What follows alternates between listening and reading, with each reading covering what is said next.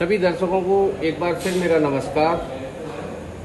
कल से नौ दुर्गा शुरू हो रहे हैं और जैसा कि मैंने अपने दर्शकों से वायदा किया था कि मैं आपको समय समय पर जानकारियां दिलवाता रहूंगा।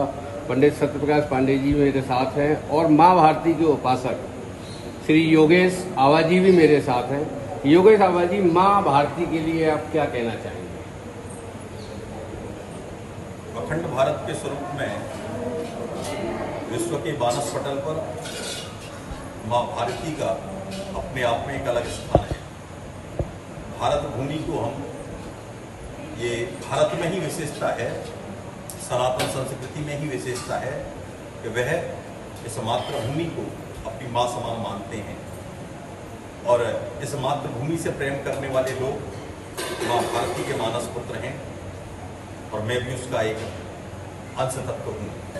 आवाजी, आपको नौ दुर्गा की बहुत बहुत अग्रिम शुभकामनाएं मेरी तरफ से और आप निरंतर पब्लिक से इसी तरह जुड़े रहें, पब्लिक के काम आते रहें, पब्लिक की सेवा करते रहें। पंडित सत्यप्रकाश पांडे जी, सर सादर प्रणाम आपको। कल से नौ दुर्गा शुरू हो रहे हैं, इसके बारे में आप हमारे दर्शकों से क्या कहना चाहेंगे और ये नौ दुर्गा पितृपक्ष के तुरंत बाद क्यों शुरू होते हैं? देखिए, सबसे पहले हमारे यहाँ एक परंपरा है कुल देवता और कुल देवी। कुल देवता हमारे यहाँ पितृश्वरों को कहा जाता है। आज माँ काली भी हमारी साक्षी है इंटरव्यू के दौरान। जी जी जी। तो सबसे पहले जो हमारे यहाँ कुल देवता और कुल देवी की जो परंपरा है, तो हमारे यहाँ कुल देव अंदर रख लो। ऐसे रखो। हमारे यहाँ कुल देव कहा जाता है पितृश्वरों को।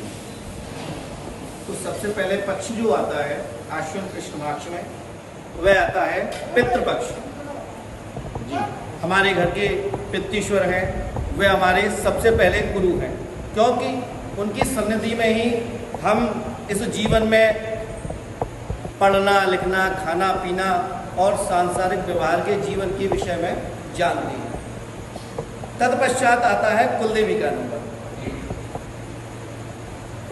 कुल देवताओं के पूजा के तुरंत बाद ही नवदुर्गा का पदार्पण होता है और इस कुल देवी अर्थात नवरात्रि के पर्व को स्वयं भगवती का सप्तशती के 12वें अध्याय में उन्हीं के द्वारा विवेचन आया है। शरत काले महापूजा क्रियते याच वार्षिकी। वर्ष में 4 नवदुर्गा आती हैं, चैत्र और शारदीय प्रगट है और माघ और आषाढ़ मास में गुप्त नवरात्रि आती है। सांसारिक जनों के लिए पूजने के लिए प्रगट नवदुर्गा हैं और जो देवी की गुप्त साधनाएं करना चाहते हैं, उनकी विशिष्ट कृपा प्राप्त करके संसार के लिए कल्याण करना चाहते हैं, जीवों का कल्याण हो, प्रकृति का कल्याण हो, उनके लिए, क्योंकि शक्ति संचय अकेले में किया जाता है। अच्छा, शक्ति संचय सबके सामने नहीं किया जाता है, इसलिए उन शक्ति संचय करने वाले साधकों के लिए गुप्त नवरात्रि है जी। और जो अपने दैनिक गृहस्थी जीवन का पालन करते हुए, संसार का पालन करते हुए जी अपने एक जीवन की यात्रा को सकुशल पार करें, उनके लिए चैत्री नवरात्रि है। और विशेषकर अब जो आने वाली है वह नवरात्रि भगवती को अत्यधिक प्रिय है स्वयं, क्योंकि भगवती का वचन है कि शरद काले महापूजा क्रियते याच वार्षिकी।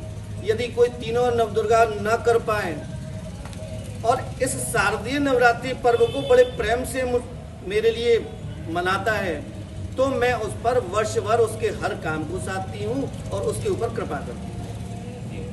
ये 9 दिन का क्या महत्व होता है पंडित जी?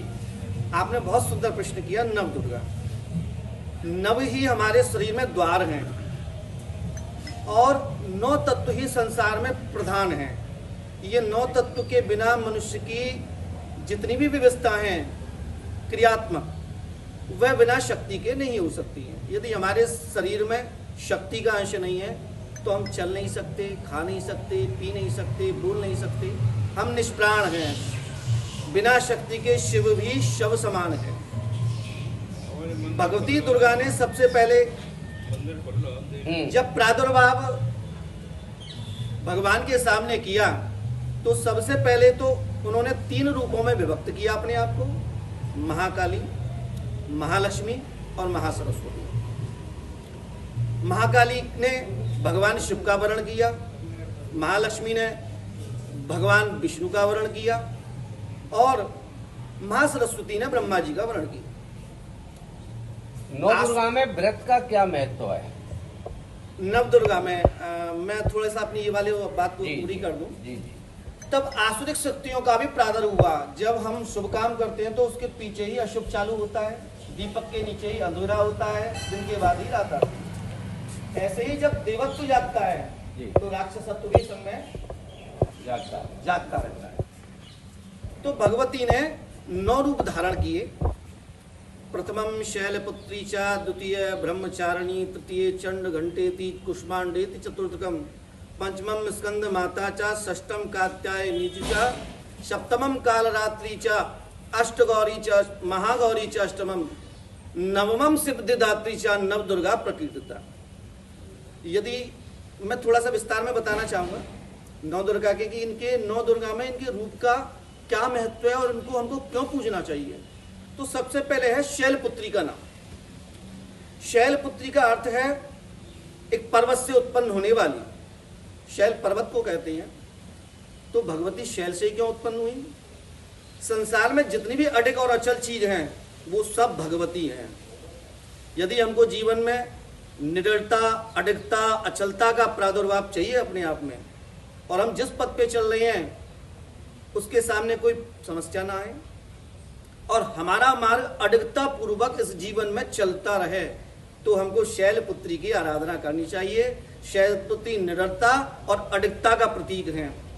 वह अपने साधक को जो भी उनकी साधना करता है उसके जीवन में एक ऐसा भाव उत्पन्न करती हैं जिससे कि वह संसार की समस्त समस्याओं को विजय प्राप्त कर लेता है। अरे थोड़ा सा संक्षेप में, क्योंकि मेरी भी थोड़ा सा टाइम की मर्यादाएं रहती हैं। जी। ब्रह्मचारिणी हमारे भगवान को जोड़ने की एक आध्यात्मिक शक्ति है। बिना उनकी कृपा के हम ईश्वर की प्राप्ति नहीं कर सकते हैं। जी। जैसे कि हम आसन पे भी बैठे हैं तो उसके लिए हमको शक्ति की जरूरत होती है।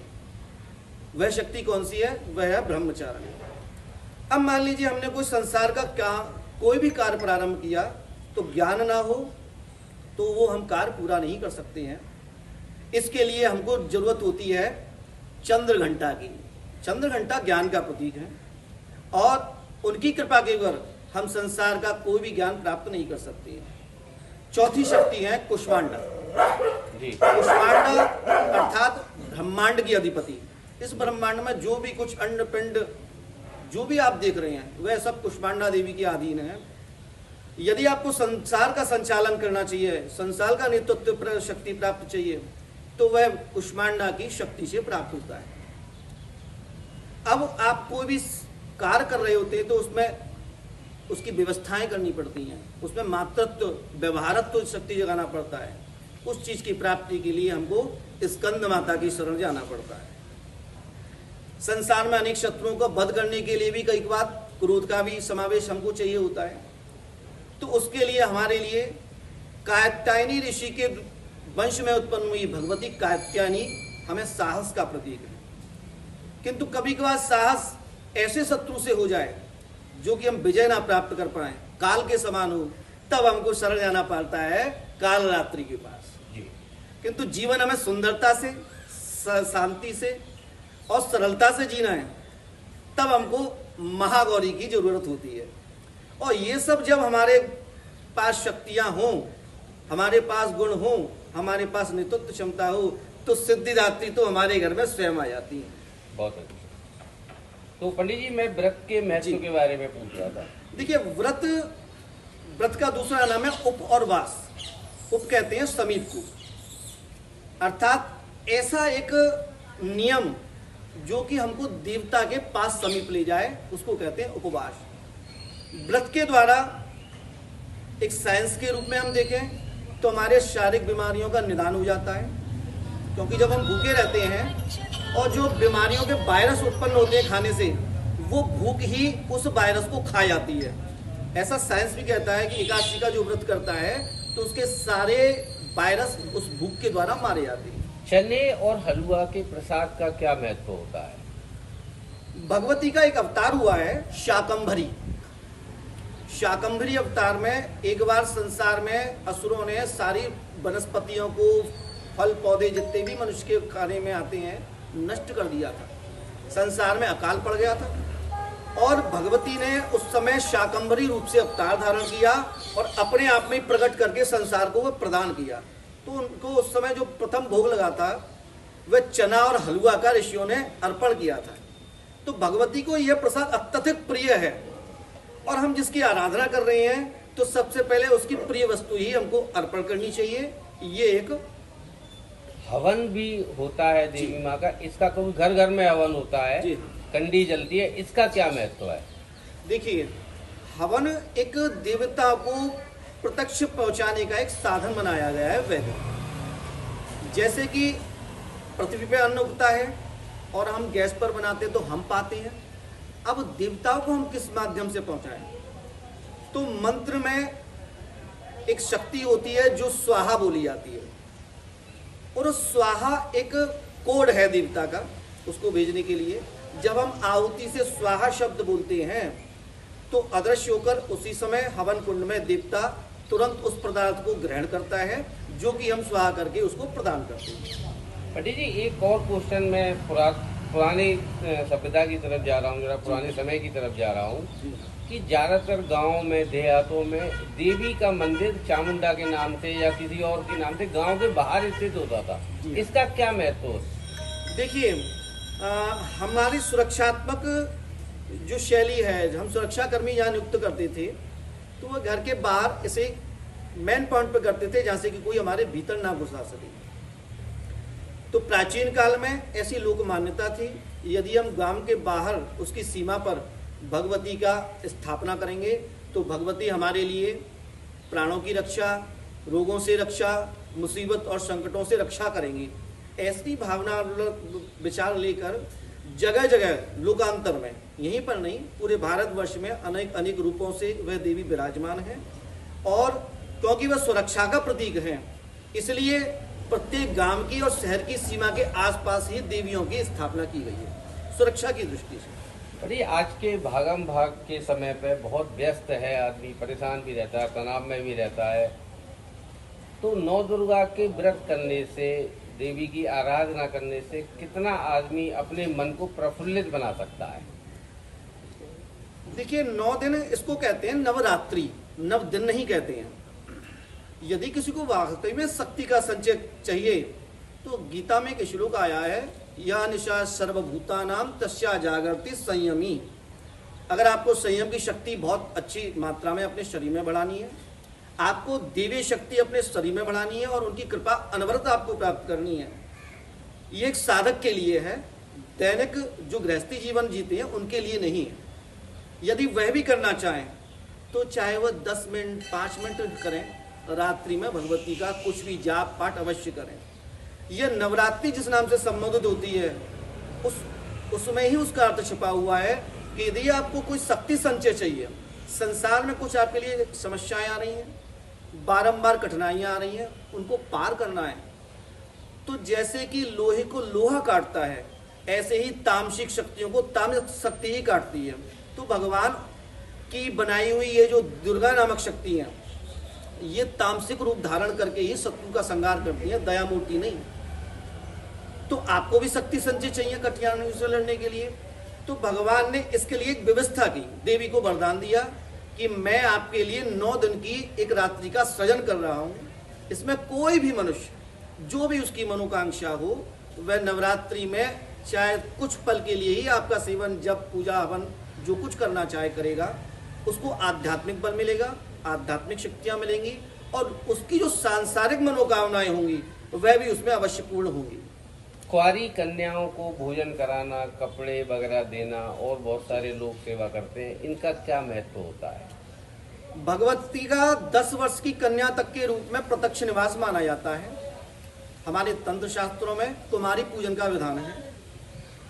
1 वर्ष से लेकर और 10 वर्ष की कन्या का जो भी मनुष्य, भगवती ने ऐसा आशीर्वाद दे रखा है कि कन्या का, 10 वर्षीय कन्या का मेरे ही रूप मानकर उसको प्रसाद चढ़ाते हैं, उसको वस्त्र अर्पण करते हैं, उसको फल अर्पण करते हैं, उसको दक्षिणा अर्पण करते हैं। तो ऐसी कन्या के माध्यम से मैं प्रत्यक्ष प्रकट होकर उस कन्या के माध्यम से उसको ग्रहण मैं ही करती हूँ, ऐसा भगवती का वचन है। और इसी परंपरा प्रचलन के अनुसार कि हम देवी का ही पूजन कर रहे हैं, साक्षात देवी का स्वरूप मानकर कन्या पूजन का विधान किया गया। आवाज साहब, बहुत देर से मैं आपको देख रहा हूँ, माँ भारती के आप उपासक हैं। 9 दुर्गा जब भी आते हैं, आप जन सेवा में रहते हैं लगातार, आपको कितनी प्रेरणा मिलती है जन सेवा और ज्यादा करने की? हम आध्यात्मिक शक्तियों में पूर्णतः विश्वास रखते ही हैं और उसके फलतः परिणाम हमको मिलते हैं। तो सेवा के कार्यों से और आध्यात्मिक शक्ति के ज्ञान से, क्योंकि ये अदृश्य शक्तियां हैं और ये किसी न किसी रूप में शब्द के माध्यम से, अन्य माध्यमों से हमको उत्तिष्ठित करती हैं, आगे बढ़ाती हैं, तो वह हमारा बल के रूप में स्थापित होती हैं और उसी से हम सेवा के कार्य और जन सहयोग के कार्य कर पाते हैं। बहुत अच्छा। पंडित जी, एक अंतिम क्वेश्चन मैं आपसे और पूछ रहा हूँ कि बहुत सारे दर्शक मेरे मुझसे आपके बारे में पूछते रहते हैं कि, और जैसे बहुत सारे लोगों के बहुत सारे प्रश्न होते हैं जी। तो कोई ऐसा आपका कांटेक्ट नंबर हो या कोई ऐसा समय हो कि लोग आपसे फोन कर सकें? देखिए, किसी को यदि शास्त्र के विषय में, ज्योतिष के विषय में या धार्मिक कोई भी समस्याओं के विषय में मुझसे बात करनी हो तो मैं 3 से 4 बजे तक शाम को 9259118923 इस नंबर पर एक बार और रिपीट कर दें प्लीज नंबर अपना। 9259118923 इस नंबर पर मैं उनके लिए उपलब्ध रहूँगा और वह फ़ोन के माध्यम से, भेंट के माध्यम से मुझसे भेंट करना चाहें तो मैं उनसे अवश्य उनकी समस्याओं को निदान करने की कोशिश करूँगा, जितना कि मुझे अपने गुरुजनों से वह ज्ञान प्राप्त है। आज माँ भारती के उपासक और स्वयं पंडित जी मेरे साथ हैं। ऐसा कोई मंत्र जो आप लोगों को खुशहाली, प्रगति, व्यापार में प्रगति, बच्चे पढ़े लिखें और समाज हमारा आगे बढ़े, भारत विकसित राष्ट्र की तरफ जा रहा है और जल्दी से विकसित राष्ट्र बने, कोई ऐसा मंत्र जो आप बोलना चाहें? देखिए, सप्तशती में एक श्लोक है, हम सब क्या चाहते हैं? कामनाओं की पूर्ति, चाहे वह आध्यात्मिक हो, चाहे वह सांसारिक हो, चाहे वह पारिवारिक हो। तो भगवती का एक बड़ा ही सुंदर मंत्र है, या देवी सर्वभूतेषु तुष्टि रूपेण संस्थिता नमस्तस्यै नमस्तस्यै नमस्तस्यै नमो नमः। भगवती हमसे संतुष्ट होंगी तो संसार संतुष्ट होगा और संसार संतुष्ट होगा तो हमारी सारी कामनाएं संतुष्ट हो जाएंगी। ऐसी मैं भगवती से मनोकामना करता हूं कि सभी जनों का कल्याण हो और सभी पर मां भगवती अपनी अनुकंपा बरसाए और प्रथम जो हमारा ध्येय है, ये सनातन धर्म नित्य निरंतर अखंड भारत में बढ़ता चला जाए। पंडित जी, आपने समय दिया, बहुत बहुत शुक्रिया, धन्यवाद।